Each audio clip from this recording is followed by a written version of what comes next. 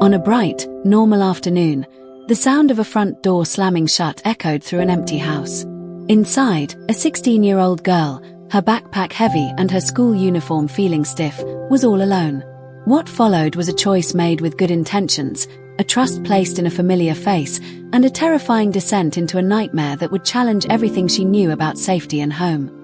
This is the story of Joyce, a girl who had to fight her way back to the light. 16-year-old Joyce Yude had always been what adults called mature for her age. With her parents working demanding jobs to provide for their family, she had learned to be independent early.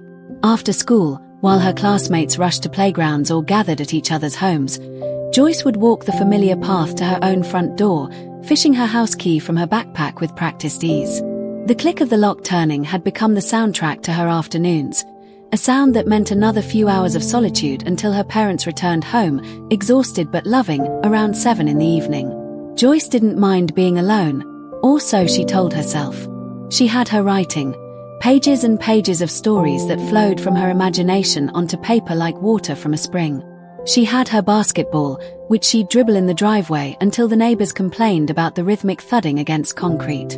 These passions filled many of her solo hours, but they couldn't entirely fill the growing ache in her chest, the loneliness that crept in during the quiet moments when the house felt too big and too empty.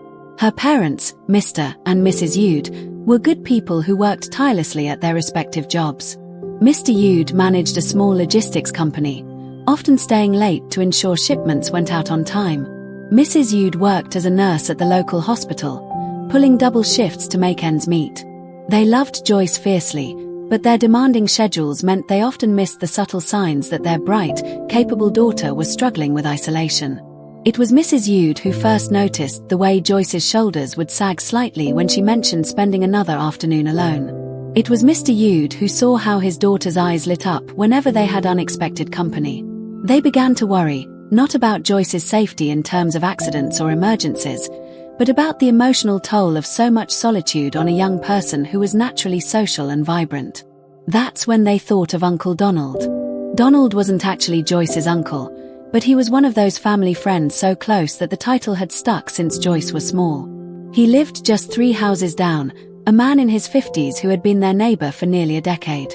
Donald was the kind of person who remembered everyone's birthday, who shoveled elderly neighbors' driveways without being asked, who always had a warm smile and a dad joke ready. When the Yude's car wouldn't start one winter morning, Donald had driven them to work without hesitation. When they needed someone to water their plants during a weekend trip, Donald was there with a spare key and careful attention to their instructions. To the Yudes, Donald represented everything good about community and neighborly care. He was single, worked from home as a freelance graphic designer, and seemed to genuinely enjoy spending time with young people. He often mentioned missing the energy of youth since his own nephews lived across the country. It seemed like perfect timing when Mr. and Mrs. Yude began to consider asking him to check in on Joyce during those long afternoon hours. The conversation happened on a Sunday evening after dinner. Joyce was in her room, headphones on, working on a short story about a girl who could talk to stars. Her parents sat at their kitchen table, coffee growing cold as they discussed their daughter's well-being. "She's such a bright kid," Mrs. Yude said softly. "But I can see it in her eyes sometimes. She's lonely." Mr. Yude nodded, running his hands through his hair. "I know. I wish we could adjust our schedules, but with the bills, the mortgage." "What about Donald?" Mrs. Yude suggested. "He's right down the street.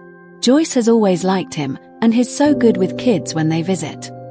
They discussed it for another hour, weighing the pros and cons, talking through their concerns and hopes. Finally, they decided to approach both Donald and Joyce with the idea. Donald, when asked, seemed genuinely touched by their trust. He insisted he'd be honored to help look after Joyce, and that it would actually bring some joy to his own quiet days. Joyce, when presented with the arrangement, felt a mixture of emotions. Part of her was embarrassed that her parents thought she needed looking after like a small child. But another part of her, the part that had been craving companionship during those silent afternoons, was secretly relieved.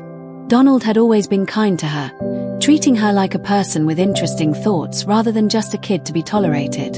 And so began what Joyce would later recognize as the most dangerous chapter of her young life. The first few weeks of the arrangement were everything her parents had hoped for. Donald would knock on the door around 3:30, just as Joyce was settling in with her homework. He'd bring snacks, good ones, not just chips and soda, but homemade cookies or fruit salad, and he'd ask genuine questions about her day. He was interested in her writing, asking to read her stories and offering thoughtful feedback that helped her improve. He knew about basketball and would sometimes shoot hoops with her in the driveway, his laughter mixing with hers in the golden afternoon light. Joyce found herself looking forward to these visits. For the first time in months, she didn't feel that familiar pang of loneliness when she turned her key in the front door. Instead, she'd feel a little spark of anticipation, knowing that soon there would be conversation and laughter to fill the quiet house. Donald had a way of making her feel special, like her thoughts and dreams mattered. When she showed him a particularly good piece of writing, he'd read it carefully, his brow furrowed in concentration, before offering praise that felt genuine and specific. "The way you described the protagonist's fear here," he'd say, pointing to a passage. "You can almost taste the metallic fear in her mouth. That's real talent, Joyce." He encouraged her basketball playing too, suggesting drills and techniques, even offering to drive her to the local court where she could practice her free throws without worrying about bothering neighbors. Joyce began to blossom under this attention and encouragement. Her grades improved as her confidence grew. She laughed more, smiled more readily when her parents came home from work. Mr. and Mrs. Yude were delighted with the arrangement. Their daughter seemed happier and more engaged than she had in months. Donald would always give them a brief, cheerful report when they arrived home. Joyce finished her math homework in record time today and wrote 3 pages of a new story. She's incredibly talented. The gratitude they felt toward their neighbor was immense. But as the weeks passed, Joyce began to notice small changes in Donald's behavior that left her feeling uneasy, though she couldn't quite articulate why. It started with the compliments that felt a little too personal. Instead of praising her writing or her basketball skills, Donald began commenting on how pretty she looked, how mature she was becoming, how special she was compared to other girls her age. These comments made Joyce shift uncomfortably, but she told herself she was being silly. Adults complimented young people all the time, didn't they? Then came the questions that seemed to probe too deeply into her personal life. Donald wanted to know about her friends, her relationships, whether she had crushes on any boys at school. When Joyce deflected these questions or gave vague answers, Donald would persist with a smile, saying things like, "Come on, you can trust Uncle Donald. I'm not going to tell your parents anything." The physical contact started gradually too. A hand on her shoulder that lingered a bit too long. Standing just a little too close when he looked over her homework. Hugs, hello and goodbye that felt different somehow, tighter, longer, more intense than they used to be. Joyce found herself stepping back instinctively, creating distance that Donald would close again with what seemed like casual movements. The real shift came on a rainy Thursday afternoon about 2 months into the arrangement. Joyce was working on an essay for English class when Donald arrived, but instead of his usual cheerful demeanor, he seemed restless, almost agitated. He paced around the living room while she worked, making comments that didn't quite make sense. "You know, Joyce," he said, sitting down on the couch closer to her than usual, "you're really growing up. Sometimes I look at you and I can't believe how much you've changed." Joyce felt that familiar, uncomfortable twist in her stomach, but she tried to focus on her essay. "Thanks, I guess," she said, not looking up from her notebook. "I mean it," Donald continued, and now his voice had taken on a tone she'd never heard before, softer, more intense. "You're becoming a beautiful young woman. Your parents are lucky to have such a special daughter." Something in the way he said special made Joyce's skin crawl. She closed her notebook and started to gather her things. "I think I'm going to work on this in my room," she said, standing up. But Donald stood too, and suddenly he was between Joyce and the stairs, blocking her path with what appeared to be casual positioning but felt very deliberate. "Wait," he said, his smile not quite reaching his eyes. "I thought we could play a game. Something fun, just between us." Every instinct Joyce had developed over 16 years of life suddenly screamed danger. The hair on her arm stood up, and her heart began to race. "I don't really want to play games right now," she said, trying to keep her voice steady. "I have homework." "This will just take a minute," Donald said, and now his voice had dropped to almost a whisper. "It's a trust game. You trust Uncle Donald, don't you?" Joyce's mouth went dry. She looked toward the front door, but Donald seemed to anticipate her glance and moved slightly, still maintaining his casual demeanor but effectively cutting off that escape route as well. "I think maybe you should go home now," she said, proud that her voice came out stronger than she felt. Donald's expression changed then, just for a moment, a flash of something cold and angry that replaced his usual warm smile. But then the smile was back, and he shook his head as if she'd said something silly. "Come on, Joyce. After all I've done for you, all the time we've spent together, you don't trust me." The guilt hit immediately, just as he'd intended. Joyce had been raised to be polite, to respect adults, to not hurt people's feelings. Donald had been kind to her, had brought her snacks and listened to her stories and helped with her homework. Maybe she was overreacting. Maybe she was being ungrateful. But even as these thoughts swirled through her mind, her body remained tense, ready to run. Some deeper wisdom, older than her 16 years, was telling her that something was very, very wrong. "The game is simple," Donald continued, taking a step closer. "We just practice." "No," Joyce said, and the word came out harder than she'd intended. "I don't want to do that." Donald's mask slipped again, and this time the cold expression stayed longer. "Don't be difficult, Joyce. Your parents trust me to look after you. Don't you think you should listen?" Fear hit Joyce like a physical blow. The way he'd said, "look after you," made it sound like a threat. She realized suddenly how isolated she was. Her parents wouldn't be home for hours. The nearest neighbor was Mrs. Chen, who was elderly and might not hear if Joyce called for help. "I need to use the bathroom," she said quickly, hoping to buy time and space to think. "After our game," Donald said firmly. "Now close your eyes." "No." The single word hung in the air between them like a challenge. Donald's friendly mask was completely gone now, replaced by something that made Joyce's blood run cold. She had never seen an adult look at her this way, with a mixture of anger, entitlement, and something else she didn't have words for but recognized instinctively as dangerous. "Joyce," Donald said, and his voice was different now, harder, more commanding. "You're being very disrespectful. After everything I've done for you, the least you can do is participate in a simple game." He reached for her then, his hand aiming for her arm, and every self-defense instinct Joyce had ever absorbed from movies, books, and half-remembered school assemblies kicked in. She jerked backward, stumbled slightly, and then something inside her snapped into focus with crystal clarity. This man was not her friend. This man was not safe. This man meant to hurt her. Without thinking, without planning, Joyce planted her feet and pushed Donald as hard as she could. He was bigger than her, heavier, but he hadn't been expecting resistance. He stumbled backward, shock replacing the cold calculation in his eyes.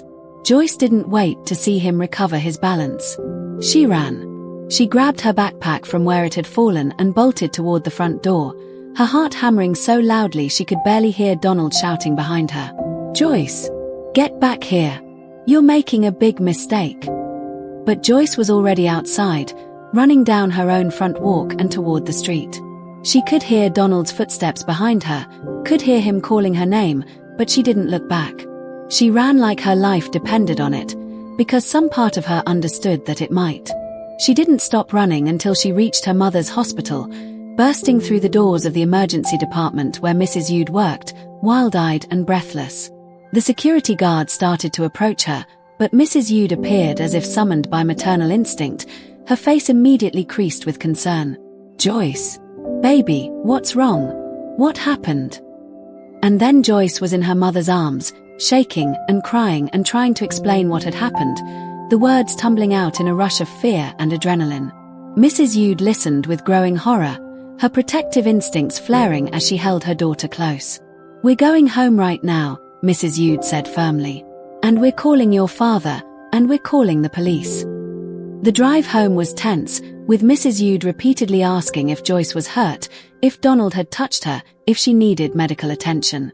Joyce kept saying no, she was okay, she had gotten away, but she could see in her mother's eyes that the very fact that she'd had to run made this situation serious enough to warrant immediate action. When they pulled into their driveway, Donald's house was dark. Mrs. Yude called Mr. Yude before they even got out of the car, and he left work immediately to meet them at home. By the time he arrived 20 minutes later, Mrs. Yude had already called the police and was waiting with Joyce in the living room, both of them jumping every time they heard a car door or footsteps on the sidewalk. Mr. Yude's face when he heard what had happened was something Joyce had never seen before, a combination of fury, guilt, and fierce protectiveness that made her understand, perhaps for the first time, just how much her parents loved her. "I'm so sorry," he kept saying. "I'm so sorry we put you in that situation. We thought we could trust him." The police officers who responded were kind but thorough. They asked Joyce to tell her story multiple times, gently pressing for details, asking questions that helped her remember things she hadn't initially thought were important. The pattern of escalating behavior. The way Donald had positioned himself to block her exits. The calculated nature of his approach. Detective Rodriguez, a woman with kind eyes and a patient manner, explained to Joyce and her parents that what Donald had attempted was a form of grooming, a process by which predators build trust and create vulnerability in their victims before escalating to more serious abuse. "The fact that you trusted your instincts and ran," Detective Rodriguez told Joyce, "probably saved you from much worse. Many young people in your situation feel obligated to be polite, even when they're scared. You listened to that voice inside you that said something was wrong." But even as the detective praised her quick thinking, Joyce felt a confusing mix of emotions. Relief that she was safe. Anger at Donald for betraying her trust and her family's trust. But also guilt. Guilt that she had somehow brought this situation on herself. Guilt that her parents would. The investigation moved quickly. When police searched Donald's apartment with a warrant, they found disturbing evidence that Joyce's case was not isolated. Photographs of other young girls in the neighborhood, detailed journals describing his thoughts and plans, evidence of online activities that painted a picture of a man who had been carefully cultivating opportunities to harm children. Donald was arrested 3 days after Joyce's escape. The charges were serious: attempted assault, child endangerment, and several other counts related to the evidence found in his home. Joyce would later learn that her courage in speaking up had potentially saved other children from becoming victims. But knowing she had done the right thing didn't immediately ease the emotional aftermath of the trauma. The weeks following Donald's arrest were some of the hardest of Joyce's life. Despite being surrounded by love and support from her parents, despite knowing intellectually that she had nothing to be ashamed of, Joyce found herself struggling with a complex web of emotions that seemed to change daily. Some days she felt angry, furious at Donald for betraying her trust, angry at herself for not recognizing the warning signs sooner, angry at a world where such things could happen. Other days she felt sad, mourning the loss of what she had thought was a genuine friendship, grieving for her own innocence and the sense of safety she had lost. The guilt was perhaps the hardest emotion to bear. Despite everyone telling her she was not at fault, Joyce couldn't shake the feeling that she had somehow caused the situation. Maybe she had been too friendly, too trusting. Maybe she had given Donald signals she hadn't intended to give. Maybe if she had been smarter, more mature, more careful, none of this would have happened. Her parents, devastated by their own guilt at having put their daughter in harm's way, threw themselves into supporting Joyce's healing. They both adjusted their work schedules, with Mrs. Yude switching to day shifts and Mr. Yude delegating more responsibilities so he could be home earlier. They found Joyce a counselor who specialized in trauma recovery for young people. Mrs. Nkechi was not what Joyce had expected from a therapist. She was a woman in her 40s with laugh lines around her eyes and a way of speaking that was both gentle and straightforward. Her office was comfortable without being childish: soft chairs, warm colors, and bookshelves filled with novels alongside psychology texts. "I want you to know," Mrs. Nkechi said during their first session, "that everything you're feeling right now is normal. There's no right way to respond to what happened to you. Some people feel angry, some feel sad, some feel numb. Some people feel all of those things in the same day." Joyce found herself crying then, not from sadness but from relief. For weeks, she had been trying to figure out how she was supposed to feel, worried that her emotions weren't appropriate or helpful. Hearing that there was no wrong way to process trauma felt like permission to stop judging herself so harshly. "I keep thinking I should be grateful," Joyce admitted. "Nothing really bad happened to me. He didn't actually hurt me. Other people have been through so much worse. Mrs. Nkechi leaned forward slightly. Joyce, someone you trusted tried to manipulate and harm you. You had to fight for your safety and run from an adult who was supposed to protect you. That's traumatic, regardless of what didn't happen. Your feelings are valid, and your healing matters just as much as anyone else's. The work of healing was not linear or quick. Some weeks, Joyce felt strong and optimistic, ready to put the experience behind her and move forward. Other weeks, she found herself crying at unexpected moments, or feeling anxious around men who reminded her even vaguely of Donald, or struggling to concentrate on schoolwork that had once come easily. Her parents were patient and supportive, but Joyce could see the way they watched her sometimes, worry creasing their features, guilt still weighing heavily on their shoulders. She found herself trying to seem okay for their benefit, putting on a cheerful facade when she was actually struggling, which only made her feel more isolated. It was Mrs. Nkechi who gently pointed out this pattern. "You're taking care of everyone else's feelings about what happened to you," she observed. "But who's taking care of your feelings?" This insight was both liberating and terrifying for Joyce. She had always been the type of person who put others' comfort before her own, who smoothed over conflicts and tried to make everyone around her happy. But trauma had a way of stripping away such coping mechanisms, forcing her to confront her own needs and emotions with new honesty. Slowly, carefully, Joyce began to allow herself to feel whatever she was feeling without judgment. She began to talk more openly with her parents about her bad days as well as her good ones. She began to recognize that healing from trauma wasn't about getting over it or moving on, but about learning to carry the experience in a way that didn't define or limit her. One of the most difficult parts of the healing process was preparing for Donald's trial. Joyce would need to testify, to tell her story in a courtroom full of strangers, to face Donald again after months of trying to put the experience behind her. The prospect filled her with dread, but also with a sense of purpose she hadn't expected. "I want to do it," she told Mrs. Nkechi during one of their sessions. "I'm scared, but I want to make sure he can't hurt anyone else." Mrs. Nkechi smiled. "That sounds like someone who's found her voice." The trial took place on a cold morning in February, nearly 6 months after the incident. Joyce had prepared for weeks, working with the prosecutor to review her testimony, practicing the questions she would be asked, talking through her fears and concerns with Mrs. Nkechi and her parents. When the day came, Joyce wore her favorite dress, a simple blue one that made her feel confident and pretty, and she walked into the courtroom with her parents flanking her like protective guards. Donald was there, of course, sitting at the defendant's table with his lawyer, looking smaller and less threatening than he had in Joyce's memories. When it was time for her to testify, Joyce walked to the witness stand on legs that felt shaky but determined. She placed her hand on the Bible, swore to tell the truth, and then looked out. She spoke clearly and steadily, describing the months of growing friendship with Donald, the gradual shift in his behavior, the afternoon when everything changed. She talked about her fear, her instinct to run, her decision to trust her gut even when it meant disappointing an adult. During cross-examination, Donald's lawyer tried to suggest that Joyce had misunderstood Donald's intentions, that she had overreacted to a harmless situation. But Joyce had worked too hard on understanding her own experience to be swayed by such tactics. "I know what I felt," she said firmly. "I know when someone is trying to help me and when someone is trying to hurt me. That day, I felt like I was in danger, and I was right to feel that way."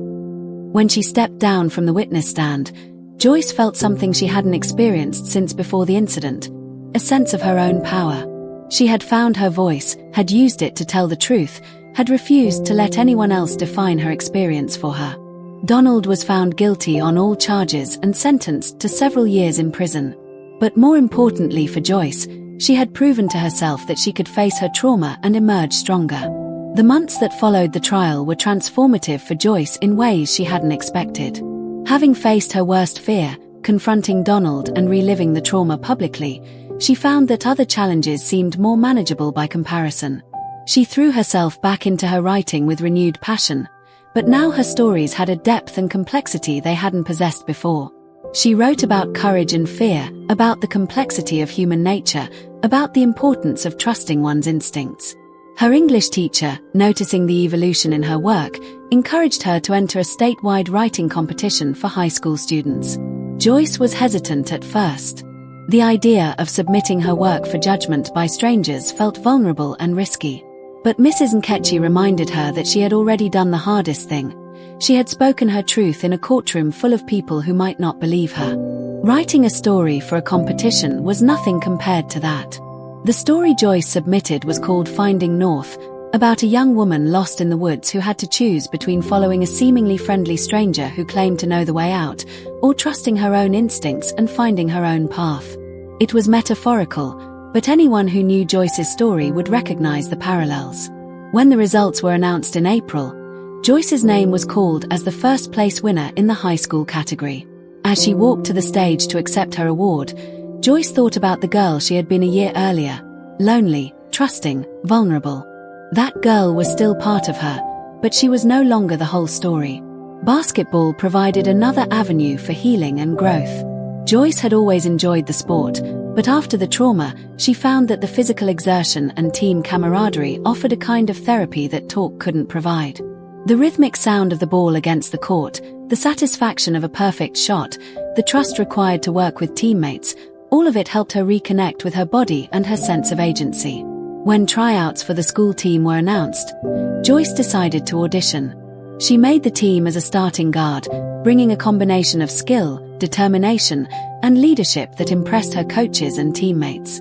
On the court, she was confident and decisive, qualities that began to carry over into other areas of her life. The girl who had once been afraid to disappoint adults by saying no had become a young woman who could assert herself clearly and kindly. The girl who had once blamed herself for another person's bad behavior had learned to set healthy boundaries while still remaining open to genuine connection and trust. Joyce's relationship with her parents deepened and evolved as well. The shared experience of trauma and healing had stripped away some of the normal barriers between parents and teenagers, creating a foundation of honesty and mutual respect. Mr. and Mrs. Yude had worked through their own guilt and trauma with the help of family counseling, learning to forgive themselves for their well-intentioned mistake while remaining vigilant and protective without being overprotective. They celebrated Joyce's writing award with a family dinner at her favorite restaurant, and they were in the stands cheering when she scored the winning basket in her first varsity game. They had learned to balance their protective instincts with respect for Joyce's growing independence and strength. As Joyce approached her senior year of high school, she began thinking about her future with excitement rather than anxiety. She wanted to study journalism in college, drawn to the power of storytelling to expose truth and create change. She had seen firsthand how finding her voice and telling her story had not only helped her heal but had also protected other potential victims. Mrs. Nkechi, during one of their final regular sessions, reflected on Joyce's journey.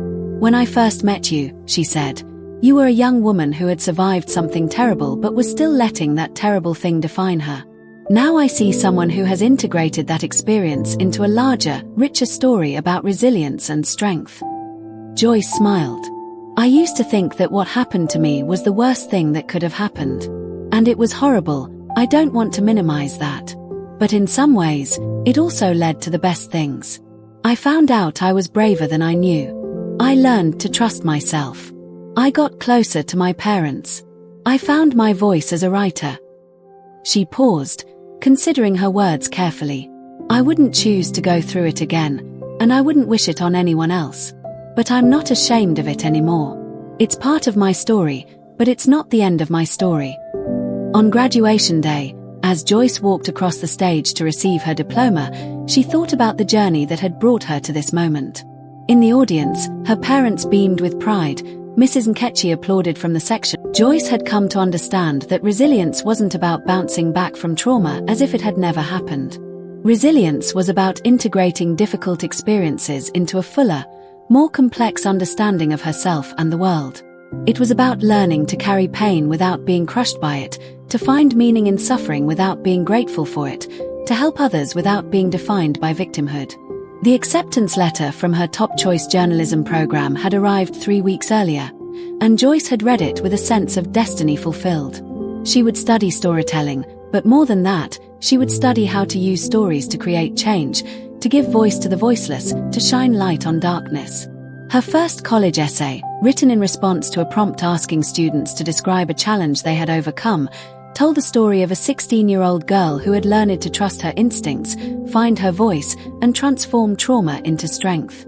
It was honest about the darkness but ultimately focused on the light, the way courage could be found in the most frightening moments, the way healing was possible even after the deepest wounds, the way one person's decision to speak truth could ripple out to protect and inspire others.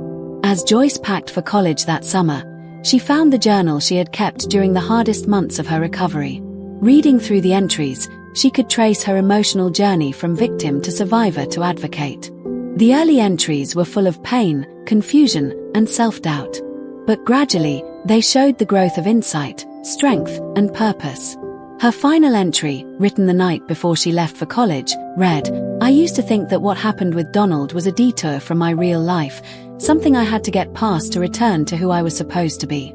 Now I understand that it was part of the path to who I was always becoming."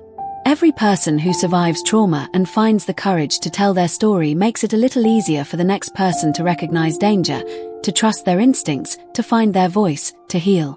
I survived not just for myself, but for all the other girls and boys who might one day need to know that survival is possible, that healing is real, that their voices matter.